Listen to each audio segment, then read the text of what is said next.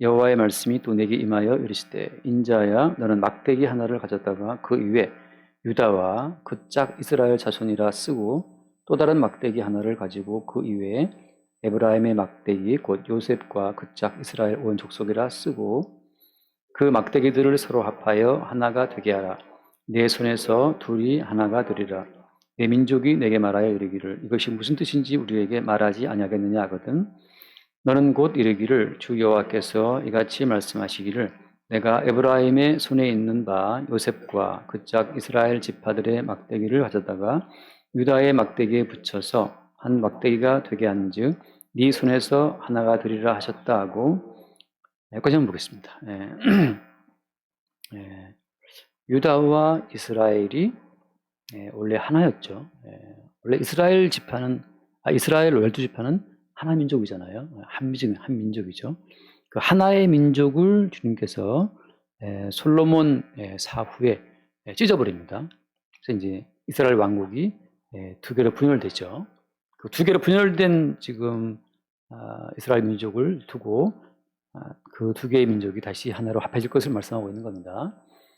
우리가 똑같은 이제 성경의 어떤 맥락을 보는 거죠. 뭐냐면은 하나님이 패턴입니다. 첫 번째 사람 아담을 만드시고 그 아담에게 법을 주어서 그 법을 통해 아담을 죽게 하잖아요. 있는 아담, 살아있는 아담을 법을 통해 죽게 하신 다음에 그 죽음 가운데서 그리스도 예수님의 살과 피로 새롭게 살리신단 말이죠.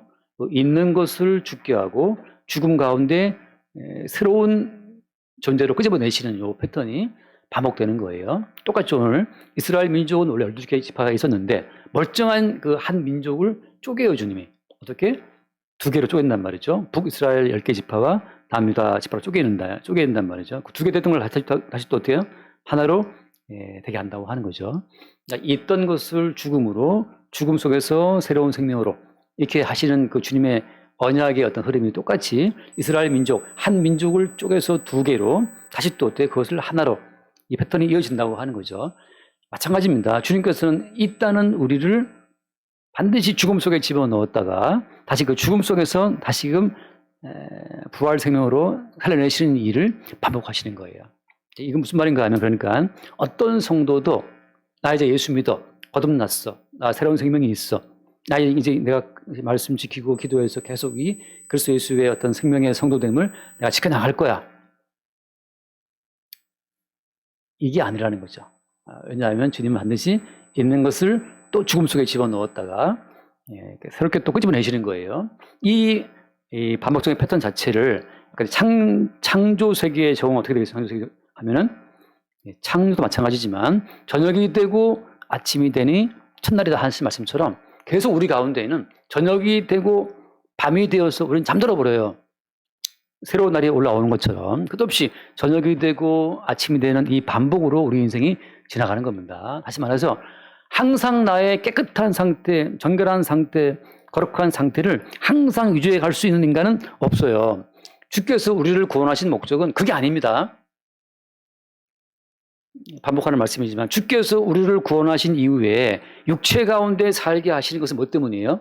끝없이 우리 육체 가운데 올라오는 죄로 말미암아서 우리가 육체에서 올라오는 죄로 말미암아 내가 죽은 자가 맞네? 이 죽은 자됨을 이러니까 버림받아 마땅하고 이러니까 주의 저주가 마땅하고 이것이 내가 타락한 상태라는 사실을 매일 보게 함으로 말미암아서 새롭게 예수님이 이루신 구원의 성취가 무엇인지를 또 알게 하시는 거예요. 그걸 통해서 성도의 몸 자체가 끝없이 하나님의 심판으로 죽어 마땅한 죄인됨이 터져 나오게 되고 이것 때문에 예수님께서 십자가에서 피 흘려 모든 속죄를 이뤘다는 사실을 증거케 하는 과정으로 우리 인생을 지금 쓰고 있는 중입니다. 그러니까 많은 이단들이 사실 어떻게 보면 제가 볼 때는 선악과를 먹은 육체는 다 선하게 살기를 원하잖아요. 사실 모든 인간이 사실은 십자가의 복음에 반대 위치에 있는 겁니다. 왜? 선하고 바르고 의롭게 살고 싶어 하니까. 그리고 어때요? 그 선하고 바르게 의롭게 끝까지 믿음을 지킨 자기의 의로운 것 가지고서 하나님께 서고 싶어 한단 말이죠. 근데 하나님께서는 깨끗하고 의롭게 살아가는 우리 인생을 안 받아요. 왜? 어떻게 우리가 의롭게 살아도 하나님 보시기에는 불량품이라고 하자 있는 제품이기 때문에 우리가 생각하는 최선을 다해서 바르고 올바르게 살아도 하나님의 영광에는 이르지 못한다. 어때요? 그래서 주님께서 어때요? 한 다른 육신을 주신 거잖아요. 우리 육신이 불량품이기 때문에 주님이 다른 육신, 곧 예수 그리스도께서 육신을 입고 오셨단 말이죠. 이 사실을 제가 지난주 금요일에 납득을 시키기 너무 힘들었어요. 거기서 공부할 때. 왜냐하면 평생 예수를 믿어 오신 분이기 때문에 내가 기도하고 말씀을 읽고 그냥 전도를 얼마나 열심히 하시는지 집에 그냥 전도 용품이 꽉 쌓여 있어요. 늘 전도하고 예수 내가 믿으니까 바르게 살아야지. 당연한 말이잖아요. 예수 믿으니까 하나님 뜻대로 살아야지. 너무 당연한 말인데 뜻대로 산다는 것이 무엇인지가 헷갈리는 거죠. 말하자면 하나님 뜻대로 산다는 것이 어떤 거예요? 하나님 뜻, 아까 잠깐 14용을 대화했는데 잠깐 한 봐요. 요한복음 약간 6장을 봐요. 요한복음 6장을 잠깐 봅시다. 요한복음 6장. 결국은 잘 이해를 못 하신 것 같긴 한데, 제 마지막 공부까지. 요한복음 6장, 자, 29절 말씀, 29절. 6장 29절을 먼저 봅시다. 6장 29절. 자, 예수께서 대답하여 이르시되 하나님께서 보내신 이를 믿는 것이 하나님의 일이다. 목사님, 내가 예수 믿고 이제 거듭났기 때문에 구원 받았으니까 이제는 하나님 뜻대로 살아야죠. 하나님 일을 해야죠.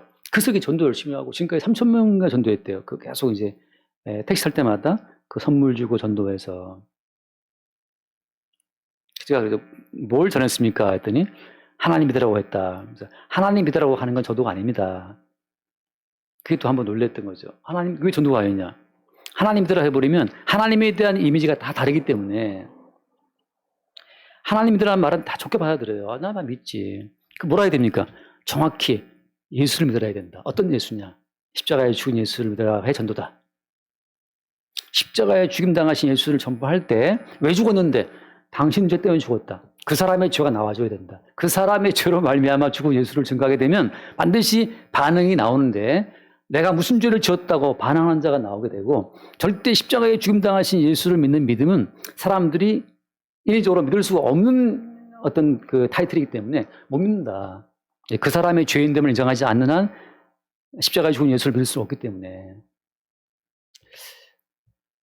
그러니까 그동안 그냥 헛된 짓 한 거예요. 계속 하나님 믿으라고 선물만 열심히 뿌린 거지 뭐. 예. 근데 아무튼 예수를 믿고 이제 거듭났다고 생각하니까 하나님 뜻대로 살아야지 했는데 하나님의 일은 뭐예요? 하나님의 일이라는 것은 하나님 보내신 일을 믿는 거예요. 왜 믿냐 하면 네가 뭘 한다 하더라도 네 육신이 벌인 일은 하나님 보시기에 탈락이니까. 우리 육신으로 벌인 모든 일은 하나님 보시기에 불량품이에요. 사람이 제품을 주문해서 제품을 받아도 불량품은 반품시키든지 대금을 안 지불하지 않는데 우리가 행하는 모든 일은 불량품이기 때문에 안 받습니다. 그러면 난 주의 은혜로 했습니다. 은혜로 했다는 것은 반드시 뭐가 따라오겠어요? 은혜로 했다는 그 말은 그 사람 자체가 부정되고 부인되는 고백이 따라와야 은혜로 한 거예요. 내가 예수를 믿고 거듭나서 내가 이렇게 살았습니다 라고 말하는 건 불량품이에요. 뭐가 지금 불량품이니까 내가 한 건 죄밖에 없어. 내가 한 건 죄악밖에 없고 이거는 내가 뭘 했다면 내가 진짜 뭔가를 했다면 이건 내가 한 것이 아니고 내 안에 계신 그리스도가 했다는 것, 그리스도가 했다는 것만 나올 때.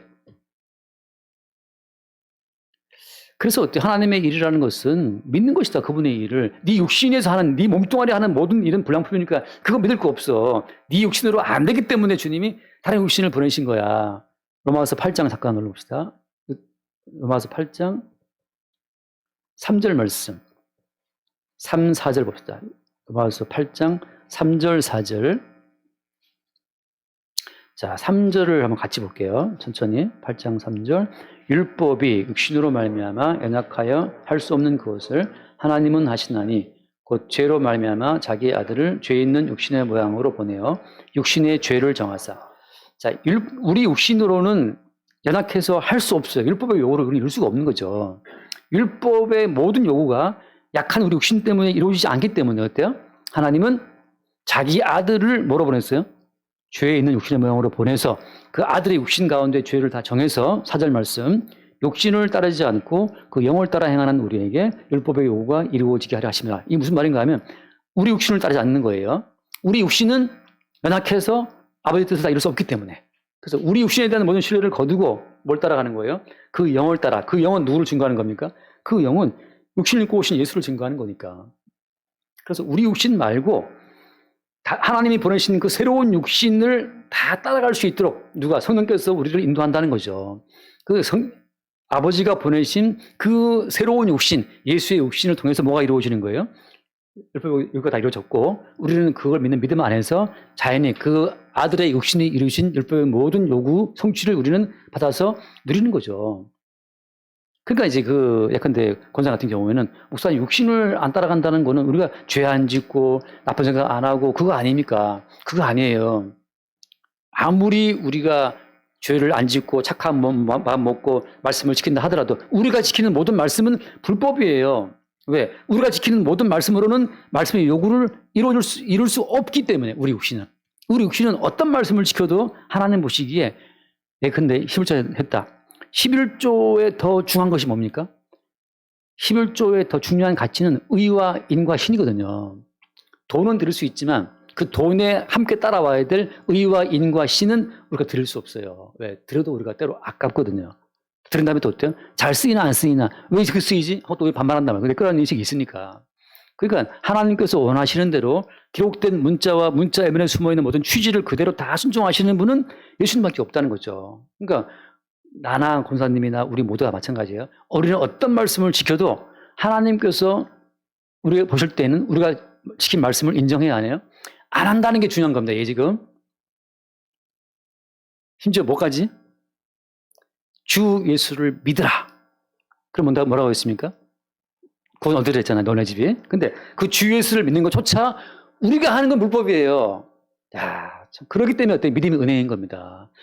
주 예수를 믿는 것도 어때요? 우리가 믿는 믿음은 가짜기 때문에 주님이 기어이 베드로의 믿음을 너 나 3번 부인할 거야. 기어이 베드로의 믿음을 주저앉힌 다음에 주님이 찾아오셔서 주님께서 주시는 은혜의 믿음 속에 그 은혜의 믿음이 심어지게 되면 은혜의 믿음 안에서 어때요? 우리의 믿음은 가짜라는 사실이 매일 들통이 적발이 되는 겁니다.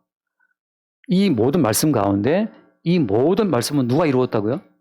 이 모든 말씀을 이루신 분은 예수님이 이루신 거죠. 우리는 그럼 우리는 뭐 하는 거예요? 우리는 예컨대 간음하지 말아라. 그럼 어때요? 우리는 간음을 내가 안 했어. 난 다른 여자랑 안 놀아놨어. 라고 하더라도 어때요? 마음으로 네가 음욕품 가늠한 걸 했잖아요. 주님께서. 그러니까 우리로서는 이 모든 말씀을 어떻게 어떻게 지킬 수가 없는 거죠. 그럼 이 모든 말씀은 누가 이룬 겁니까? 이 모든 말씀은 예수가 이뤘다고. 그거 어디 말씀했어요? 히브리서 10장 말씀 나와 있잖아요. 히브리서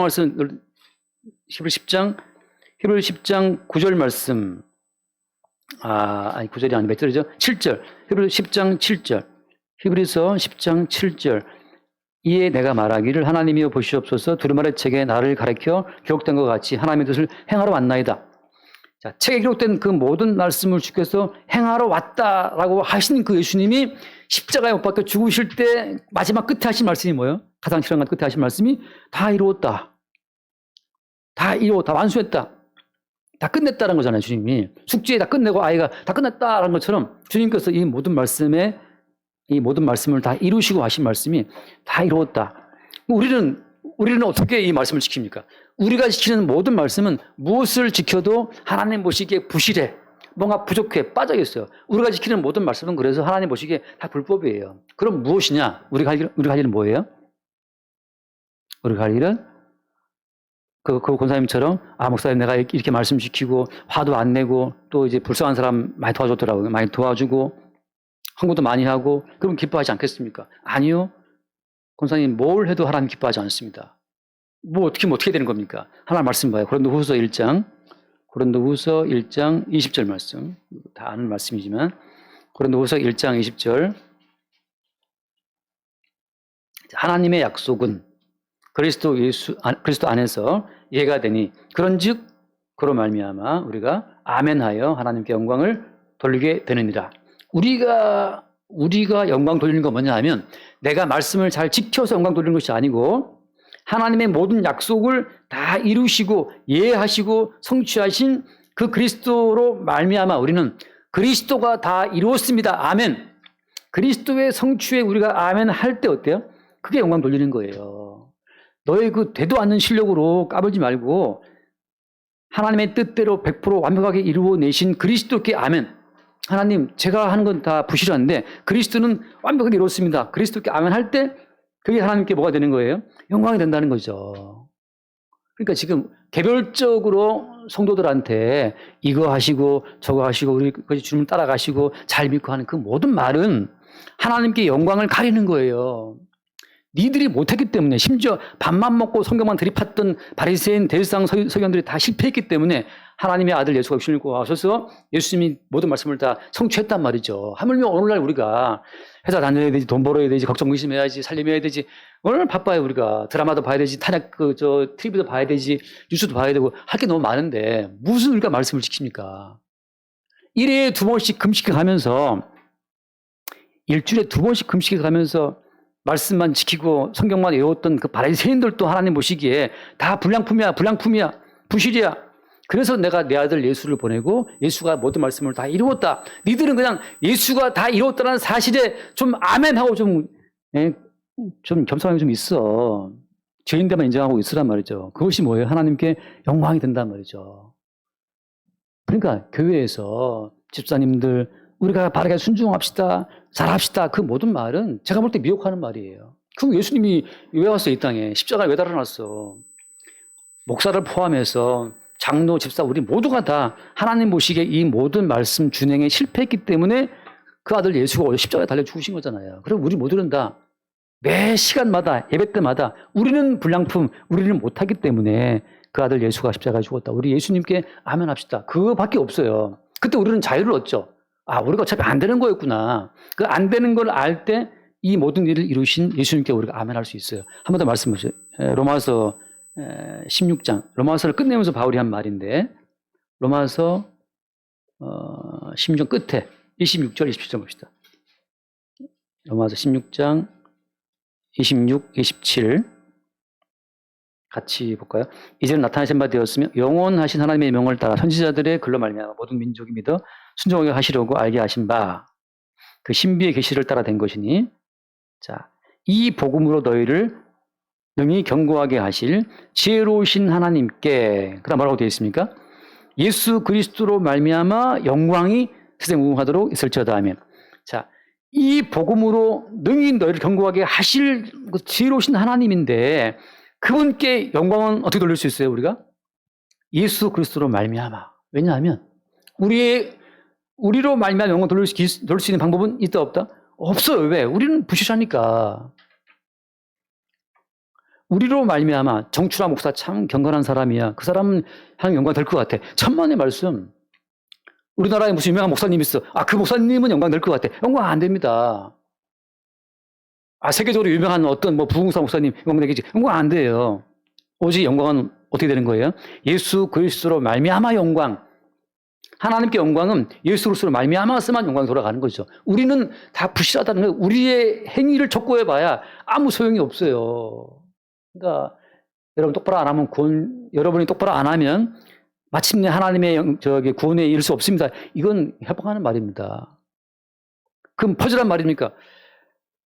여러분 생각해 보세요. 사람이 퍼지나 안 퍼지나 하나님 보시기에 죄인인 것은 마찬가지입니다.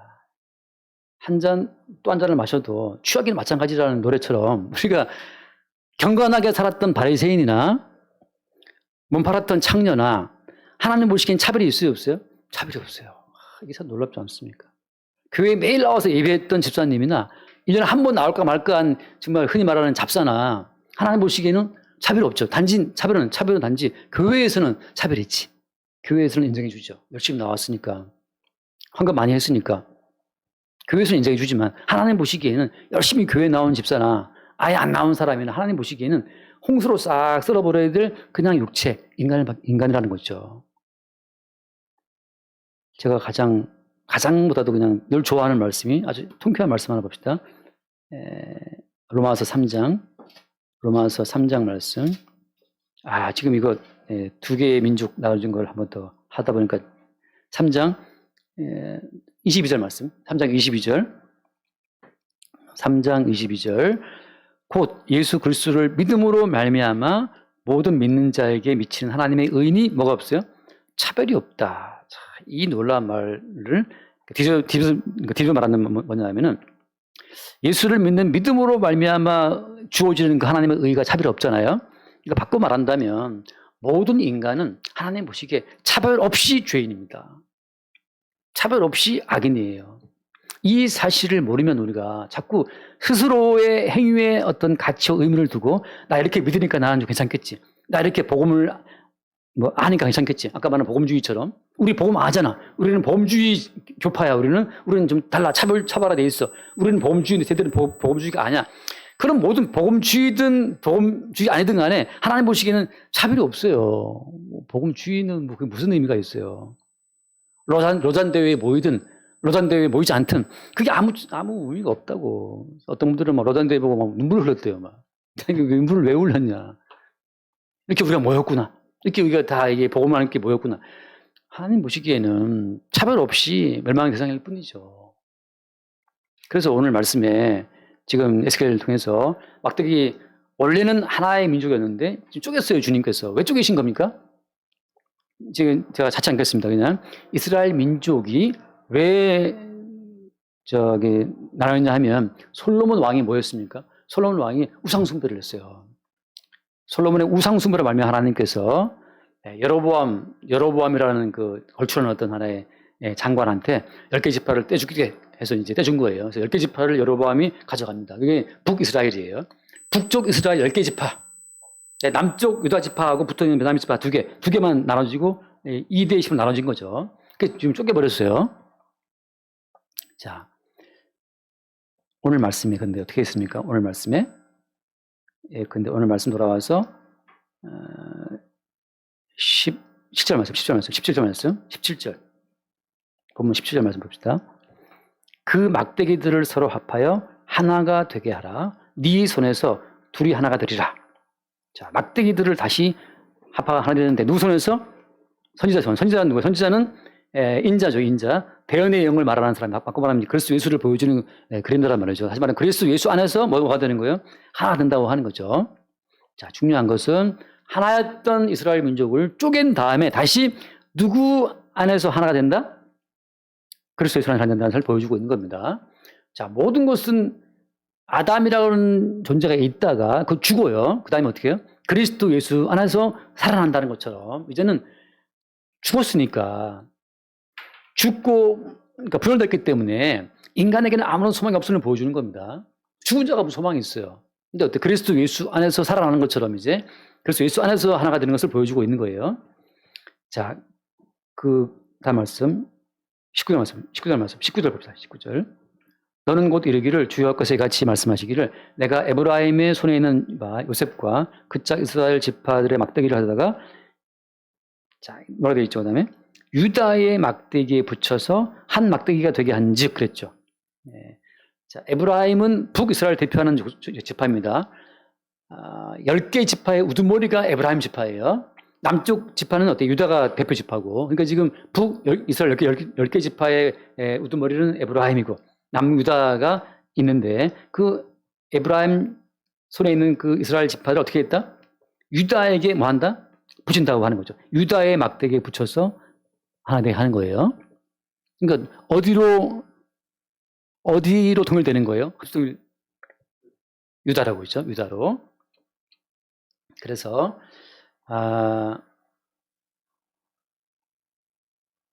얼른 말씀 찾아볼게요. 조금. 창세기를 보면 창세기 49장 말씀. 창세기 49장 8절을 보다. 지금 약간 덥지 않나요? 춥나요? 더워요? 예. 약간 더워요. 창세기 49장 8절을 봅시다. 49장 8절. 유다야 너는 내 형제의 찬송이 될지라 네 손이 내 원수의 목을 잡을 것이요 내 아버지의 아들들이 내게 앞에 자라리로다. 9절. 유다는 사자 새끼로다. 내 아들아 너는 웅킨 것을 찢고 올라갔도다. 그가 엎드리고 웅크림이 수자 같고 암사자 같으니 누가 그를 구할 수 있으라. 같이 봅시다. 규가 유다를 떠나지 아니하며 통치자의 지팡이가 그 발 사이에서 떠나지 아니하기를 실로가 오시기까지 이르니 그의 모든 백성이 복종하리로다. 자, 유다 지파가 규 통치권을 갖고 있다는 뜻이잖아요. 유다 지파에서 왕이 나오는 겁니다. 그래서 유다 지파에서 예수님이 오신 거고, 자, 이게 유다 지파에 대한 약속인데 헷갈리는 게 이제 그 다음 말씀이에요. 49장 22절 말씀. 22절에 보면 22절 요셉은 무성한 가지고 샘 곁에 무성한 가지라 해서 요셉 지파에 대한 연이 있단 말이죠. 그 다음에 23절 활쏘는 24절 말씀. 24절 봅시다. 요셉의 활은 도리어 곧세며 그의 팔은 힘이 있으니 이는 야곱의 전능자 이스라엘의 반석인 목자의 손을 힘입음이라. 자, 이것 때문에 이제 싸우게 된 거예요. 왜? 요셉 지파의 두 아들이 에브라임과 므낫세인데, 박말하면 요셉 지파인데, 요셉한테 뭐가 있다고요? 이스라엘의 반석인 목자의 손을 힘입었다라고 해서 요셉 지파가 이스라엘의 목자 행세를 했어요. 유다 지파한테 규, 통치권이 있다. 근데 요셉 지파한테는 또 뭐가 있어요? 목자가 된다 그러니까. 이것 때문에 이제 에브라임, 요셉 지파의 아들들, 에브라임 지파들은 우리가 이스라엘 목자라고 하는 목소리를 낸 겁니다. 이렇게 쭉 내려오고 있는데 사실 이것은 뭘 보여주는 거예요? 12개 지파는 전부 다 누구를 보여주는 그림자입니까? 예수를 보여주는 거예요. 바꿔 말하면 요셉 지파도 어때요? 목자이신 예수를 보여주는 것이고 유다 지파는 왕이신 예수를 보여주는 거란 말이죠. 이거 자체를 예수님께 통합이 될 때 드디어 이제 에브라임과 유다가 하나로 통합된다고 하는 거죠. 근데 어디로 통합되는 거예요? 유다에게로 통합된다고 하는 겁니다. 자, 지금 주님께서 하나인 이스라엘 민족을 둘러 쪼개다가 붙이는 이유는 붙이는 과정에서 무엇이 나오도록 하려는 거예요? 예수 그리스도를 나타내고 증거하기 위해서 이 일을 하시는 겁니다. 자, 성도가 예컨대 성도가 범죄했어요. 육신을 입고 있으니까. 성도의 육체는 죄의 온상입니다. 죄가 드러난단 말이죠. 근데 왜 주님께서 성도의 육체를 죄 가운데 살도록 허락하시는 거예요? 뭐 때문에? 청춘아 목사가 육체가 입고 있으니까 불평했어, 원망했어, 걱정, 의심했어, 음욕을 품었어. 왜 범죄하는 거예요? 그 범죄가 있어야 뭐가 증거됩니까? 범죄가 있어야 그 죄를 대신해 죽으신 예수님이 드러나기 때문이죠. 범죄 없이 예수님께서 올 수가 없어요. 범죄가 있어서 그 죄를 대속할 속죄 제물로 예수님이 오신단 말이죠. 그러니까 성도 입장에서는 끝없이 예수를 나타내고 증거하기 위해 뭐가 필요한 겁니까? 성도 날마다 자기가 죄인 중에 교수라는 사실이 들통나야 돼요. 그러니까 사도 바울이 디모데서 쓸 때 죽기 마지막에 쓴 건데 디모데서가 그때 바울이 한 말이 뭐였습니까? 내가 죄인 중에 괴수다 한단 말이죠. 그 신령한 바울이 셋째 하늘을 보고 왔는데 무슨 죄를 지을까? 아니, 육체는 그 육체이기 때문에 사단의 사자가 들어왔다고 했잖아요. 사단의 육체의 가시. 사단이 들어왔다. 사단이 바울의 육체를 장악하고 있어요. 몸이 아픈 거죠. 그러니까 모든 육체라는 것 자체는 육체 자체는 안 바뀝니다. 육체는 계속 죄가 올라와요. 먹어야 하고 잠을 자야 하고 짜증나고 열받고 피곤하고 하단 말이죠. TV 보면 또 열받고 육체의 동영상 때문에 또 나는 뭐 좌파야 나는 우파야 다 나눠져 있단 말이죠. 늘 올라온단 말이죠. 그것이 왜 필요하냐? 죄가 올라와야 이 죄 때문에 죽으신 예수가 따라 증거되기 때문이기 때문에 성도는 자기의 죄로 말미암아서 이 죄를 짓지 말아야지, 다시는 범죄하지 말아야지로 가는 게 아니에요. 왜? 어떻게 성도가 죽을 때까지 육체의 죄가 올라오니까 어디로 가야 되는 겁니까? 죄 올라올 때마다 이 죄 때문에 주님이 죽으신 거구나 하고 죽게로 가야지. 근데 많은 교회에서 범죄했으니까 다시는 죄 짓지 맙시다. 기도합시다. 우리 타락하지 맙시다. 타락은 우리 매일매일 타락하죠. 선악과 먹어서 매일 타락해요. 그러니까 다시는 이런 죄를 짓지 말자고 바울도 권면하고 있지만 그 모든 권면은 또 다른 율법이 되어서 우리 가운데 이렇게 범죄할 수밖에 없는 우리의 실상을 또 보여주는 거예요. 제가 늘 하는 말처럼 구약의 율법, 산상수훈, 사도들의 모든 권면 다 이것이 어때? 율법화된 문장이잖아요. 이래라 저래라 말이죠. 모든 것을 성경 말씀을 그냥 보면 다 법이에요. 뭘 믿어라, 회개하라, 돌이켜라, 무슨 감사해라, 기뻐해라, 뭐 찬송해, 영광 돌려라, 다 법이란 말이죠. 그냥 보면 법이에요. 그래서 그 권사님이 또, 목사님, 여기 예수란 말이 없는데 자꾸 예수를 왜 말하니까. 듣다 보면 어느 순간 내가 예수 말하고 있으니까 도대체 이 문장에서 갑자기 예수로 건너뛴 이 연결고리를 나는 모르겠다는 거지. 이게 왜 이렇게 어렵냐, 목사님. 그냥 여기 나오는 문장 그대로 하면 안 되겠냐. 문자는 죽이는 거잖아요. 문자는 죽이는 것이다 라는 바울을 괜히 한 것이 아니고 문자대로 보자면 하라 하지 말라고 꽉 차 있어요. 우리는 그 말을 받고 하지 말아야지 해야지 라고 또 결심한단 말이죠. 누가? 우리 육신이 사랑감을 먹은 육신이. 자, 성령은 뭐래요? 성령은 그래서 그걸 깨뜨리는 거예요, 성령은. 하나 읽읍시다. 요한복음 16장. 요한복음 16장. 자, 8절 말씀 봅시다. 요한복음 16장 8절. 자, 보혜사에 대한 이야기잖아요. 그가 와서 죄에 대하여, 의에 대하여, 심판에 대하여 세상을 책망하시리라. 예수 보혜사가 오시게 되면 다 책망하는 거예요. 죄에 대한 우리의 인식, 야, 그거 죄 아니야. 죄는 이거야, 이거예요. 그래서 죄에 대해서 뭐라고 책망합니까? 9절 말씀 보니까 9절에 죄에 대하라 함은 그들이 나를 믿지 아니하며. 야, 여러분, 이 사람 죽여 죄가 아니고 미워서 죄가 아니에요. 네가 어떤 짓거리를 해도 다윗처럼 사람을 죽이고 간음을 하고 사기를 치고 난리를 쳐도 그게 죄가 아니라는 거죠. 보혜사는 그걸 책망하는 거예요. 네가 갖고 있는 죄에 대한 개념 잘못됐어. 네가 갖고 있는 그 죄에 대한 인식 그거 아니야.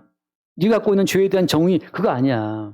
보혜사는 왜 예수님께서 네 육신을 대신해서 다 이루어 놓은 성취를 왜 믿지 못하니 그걸 죄라고 지금 한단 말이죠. 보혜사는. 그제 하는 말이 뻔뻔하고 좀 책임지지 말아라. 책임을 질러 하지 말아라. 아까도 무슨 그 김용원 장관 자살 뭐 시도했다 그러잖아요. 인간은 책임질 주체가 못 돼요. 인간은 주체가 아니기 때문이죠. 참새 두 마리에 떨어짐까지 누가 관장합니까? 보호자 우편에 계신 주님이 통치하는 거지. 네 머리로, 네 결단으로 무슨 쿠데타가 되고 무슨 계엄이 돼. 네가 한 게 아니란 말이죠. 성도 입장에서는 그래서 자기의 머리됨이 날아간 자, 참새 두 마리에 떨어짐까지 머리카락 하나 검관하게 되는 것도 주님이 하신 일이네요 라고 주를 바라보는 그것이 믿는 거란 말이죠. 보혜사는 죄에 대한 모든 개념을 바꿔버려요. 그래서 주님께서는 그 많은 사람 중에서 사람 죽이고 자기 부하의 부인하고 관통했던 그 다윗을 그렇게 의인으로 지켜 올리신 거란 말이죠. 우리 입장에서 볼 땐 저게 무슨 의인이야. 자기 부하의 부인하고 놀아날 수 있어? 저거 죽일 놈이지. 우리가 갖고 있는 죄의 개념으로 볼 때는 주님께서는 보혜사를 통해서 말씀하죠. 죄에 대해 책망하시는 거예요. 그게 왜 죄야? 그게 죄가 아니야. 나를 믿지 않는 것이 죄다. 이거 수용됩니까, 여러분? 이거 예수님 앞에서 자기의 죄인됨이 팍깨지지 않은 사람들은 절대 이거 안 받아들입니다. 그리고 믿죠라고 하지만 내심으로는 어때요? 간음하고 사람 죽이고 한 이거에 대한 경멸 다 품고 있어요. 믿지 못합니다. 의대로 하면 내가 앞 간다. 그러니까 다시 말하면 어때요? 아버지께로 주님이 갔기 때문에 이 땅에는 어때요? 이 땅에는 의가 없어요. 그러니까 여러분 대통령 편이든 야당 대표 편이든 간에 의는 없습니다. 어차피 다 주님 보시기에는 다 똥 묻은 게 겨 묻은 게끼리 막 지금 난리 법석 떨고 있는데 거기 왜 같이 감정을 실어가지고 나 누구 편 들고 제가 제일 안타까운 목사님들이 막 너무 감정 과잉이 돼서 서로 자기 편 입장을 옹호하는데 주님 보시기에는 의인이 내가 아버지께로 가니 다시 나를 못 본다. 이 땅에 의인은 없어요. 그게 보여서 책망하는 거죠. 심판에 대하여 주님은 이 땅의 모든 심판을 책망하십니다. 네가 내리는 모든 심판 가짜 양털이야. 마지막 심판은 주님만이 내리시기 때문이죠. 그래서 유다 지파에게로 요셉이 온다고 말할 때 인간의 모든 기준을 다 깨버리는 새로운 어떤 뭔가가 오는 거죠. 그거 읽고 마칩시다. 마태복음 4장을 봅시다. 마태복음 4장. 마태복음 4장 12절 말씀. 마태복음 4장 12절.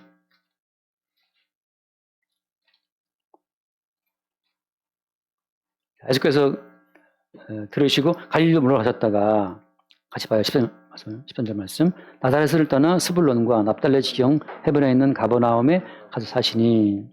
자, 이 스불론, 납달레 지경, 나사렛 이 모든 건 다 북이스라엘. 아까 말했던 것처럼 북쪽 지파에 속한 땅들이에요. 그 다음 10절 말씀. 이는 선지자 이사야를 통해 하신 말씀을 이루라 하시며 열수되 같이 봐요. 15절 말씀. 스불론 땅과 납달리 땅과 요단강 저편 해변길과 이방의 갈릴리여. 여기서 이방의 갈릴리를 말씀 것은 뭐냐면 북이스라엘 10개 지파는 이방 땅과 붙어있기 때문에 이미 찌빨펴 가지고서 다 작종이 튀기가 돼버렸어요. 아수르가 쳐들어와서 종자를 섞어버렸습니다. 그래서 정통 유대인들이 봤을 때 북이스라엘 10개 지파는 저것은 이방인이야라고 지적했단 말이죠. 그들이 볼 때 10개 지파 저거는 이미 이방인들과 섞인 피기 때문에 이방으로 봤다 그 땅이에요. 그 다음 16절 말씀. 흑암에 앉은 백성의 큰 빛을 보았고 사망의 땅과 그들에 앉은 자들에게 빛이 비쳤다. 그래서 예수님께서 북이스라엘 올라가셔서 복음을 전파하시는 거예요. 예수님께서 유다 지파로 오신 예수님이 북쪽에 가서 북이스라엘 속한 사람들을 주님이 불러 모으시는 겁니다. 그 다음 보세요. 그 다음 말씀. 이때부터 예수께서 벌써 전파하여 이르시되 회개하라. 결국 천국에 대한 복음 자체를 어디서 시작한 겁니까? 남유다가 아니고 북이스라엘 10개 지파. 자, 찢어졌던 두 막대기 가운데 한 막대기를 데리고 와서 유다 지파에 석발이 되기 때문에 주님께서 올라가서 복음을 전한 거예요. 그 다음 말씀 봐요. 18절 말씀. 갈릴리 해변에 다니시다가 두 형제 베드로, 그 다음에 시몬과 그 형제 안드레가 바다에 보시고 어떻게 했어요? 그 다음 말씀. 나를 따라오너라 내가 너희로 사명하게 없게. 자, 베드로와 안드레는 어디 속한 사람이에요? 그러니까 북이스라엘, 갈릴리 해변, 북쪽 이스라엘. 유다가 봤을 때 이방인이라 취급했었던 완전히 그 멸시했던 사람들, 북이스라엘 쪽에 올라가서 주님께서 그 북이스라엘에 있었던 갈릴리 해변에서 베드로, 안드레, 요한, 야고보 다 불러서 예수님의 제자로 불러들인 거예요. 이게 뭘 보여주는 겁니까? 이게 아까 받은 것처럼 에스겔 선지자가 했던 것처럼 유다 지파에게로 북이스라엘 지파를 어떻게 한다? 연합을 시키는 거란 말이죠. 누구로 말미암아? 예수로 말미암아. 예수님께서 오셔서 다시 이게 완전히 분열되어 있었던 북이스라엘 올라가서 그들 가운데 복음을 전파하시고 북이스라엘 쪽에 속했던 제자들을 불러옴으로 말미암아서 드디어 예수께로 제자들을 합류를 시키는 과정으로 지금 말씀하고 있는 겁니다.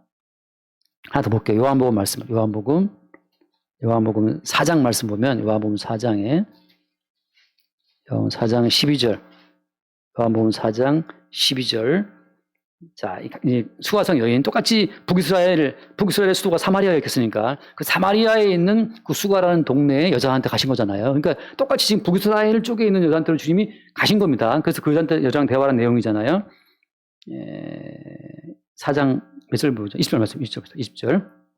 여자가 한 말이 20절 말씀인데 제사장들은 이 산에서 예배하였는데 당신들의 말을 예배할 곳이 예루살렘에 있다 하더이다 하고 지금 이 여자가 북이스라엘 여자니까 예루살렘에 대한 어떤 동경도 있지만 또 예루살렘 사람이 워낙 무시했기 때문에 반발도 있어요. 그 다음 말씀 21절 말씀.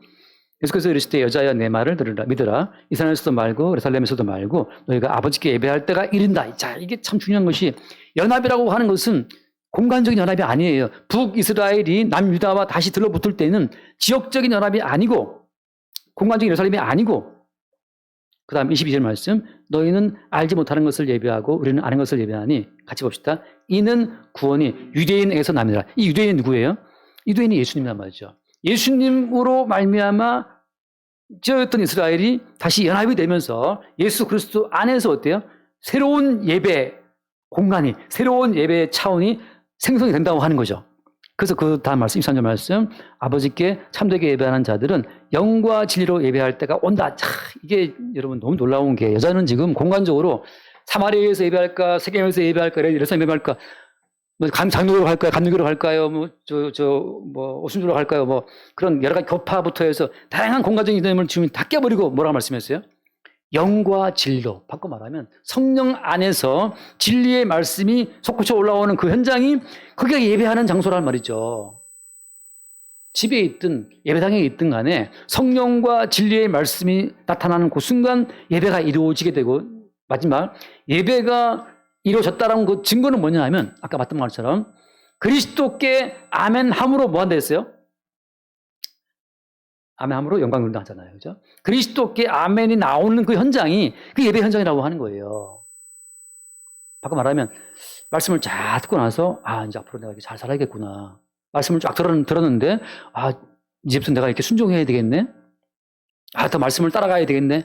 내게로 돌아오는 것은 다 부패해지고 썩어지는 겁니다. 말씀을 듣고 난 결론이 이래서 그리스도께서 홀로 이루셨구나 하고 그리스도로 말미암아 아멘 할 때 그때 뭐가 된다고? 아버지께 영광이 된다는 거죠. 그게 예배가 이루어진 현장이에요. 그러니까 예배를 듣고 나서 그렇지, 해야지 하고 내게 돌아오면 다 부패해지는 겁니다. 우리 육신이 불완전하기 때문에 주님께서 육신을 입고 오신 건데 또 내게 돌아와 버리면 그 믿음이 아니란 말이죠. 하나님의 일은 하나님 본인을 믿는 거예요. 네 육신 믿지 마. 네 육신은 결심을 하고 또 해도 네 육신의 결심은 따라갈 수가 없어. 성경의 모든 말씀은 네 육신의 결심을 촉구하는 말씀이 아니야. 네 육신이 안 되기 때문에 새로운 육신이 왔다. 새로운 육신으로 오신 예수를 바라보는 것이고 이래서 예수님이 홀로 완성하셨군요라고 그분의 이루심에 아멘 할 때 그때 뭐가 이루어진다고요? 하나님께 영광이 이루어지는 거예요. 하나님의 영이시니 예배하는 자가 영광을 예배한다는 말씀처럼. 그래서 이 찢어진 이 이스라엘 연합이라고 하는 것은 연합하는 과정에서 뭐가 이루어지는 겁니까? 유다 지파에서 오신 예수 그리스도에 의해서 연합이 이루어지는 거기 때문에 반드시 예수 그리스도께 아멘이 온다는 거죠. 예수님께 아멘 됨으로 말미암아서 하나로 연합이 된 거지. 우리가 하나 됩시다. 범주의 연합회, 로잔대 연합회. 그렇게 아무리 연합해봤자 연합이 안 돼요. 연합은 우리가 뭐 어떻게 해도 우리의 모든 행위는 하나님 보시기에 의미 없고 오직 그리스도 예수께서 홀로 이루심에 아멘 할 때 너도 너의 무익함을 인정하니? 그래서 예수님이 이루심에 아멘해? 나도 마찬가지야. 우리 모두가 다 육신의 가능성에 대한 부분을 완전히 부정한 상태에서 이래서 하나님이 다른 육신, 예수 육신을 보내서 그분께 모든 어떤 우리의 죄를 다 덮어씌워서 그분을 죽게 함으로 말미암아서 모든 말씀을 성취를 했구나 사실을 볼 때 그 아멘 할 때 영광이 이루어지고 그 순간 어때요? 그 순간 아버지 그리스도께 아멘함으로 영광이 되는 그 집단이 그게 하나의 이스라엘 연합된 집단이라고 하는 거죠. 하나의 이스라엘은 그리스도께 아멘함으로 아버지께 영광을 돌릴 때 그때 등장되는 거예요. 잠깐 또 나가서 또 싸울 수 있죠. 나가서 또 이제 또 내가 잘했다, 네가 잘했다, 뭐 나는 이게 아는 의미는 모르냐, 못해서 또 쪼개진단 말이죠. 늘 또 쪼개져요. 다시 또 이래서 우리는 안 되는구나 하고 그리스도께 아멘 할 때 또 영광 되면 하나가 되고 우리 스스로 하나님을 유지할 수 없다. 한 성령께서 우리를 깼다, 그러니까 찢었다가 붙였다 하시면서 어떻게 계속해서 뭘 드러내는 겁니까? 십자가에서 홀로 계신 예수 그리스도를 증거하는 거죠. 항상 우리를 분열시켰다, 연합시켰다 하시면서 형제들끼리도 서로 싸웠다가 다시 어때요? 이래서 우리는 안 되는구나 하고 주 그리스도를 바라보고 그리스도께 아멘 할 때 하나가 되고 이 반복 속에서 어때요? 주님 계속 우리의 육신과 몸을 통해서 예수 그리스도께 예수 그리스도의 그 연합됨을 통해 영광 돌리는 일을 주님이 하신다고 하는 겁니다. 그래서 하나님께서는 하나님이 원하시는 영광을 하나님 직접 뽑아내시는 거예요. 우리가 알아서 영광 돌릴 그거 아니고 주께서 우리를 통해서 어떤 사건을 일으키는 통해서 영광 자체를 주님이 거둬내시는 거죠. 마치 부싯돌을 들고 붙이면 불꽃 튀는 것처럼 주님이 우리를 가지고 사건을 일으키는 걸 통해서 영광을 주님이 스스로 뽑아내시는 겁니다. 기도합시다.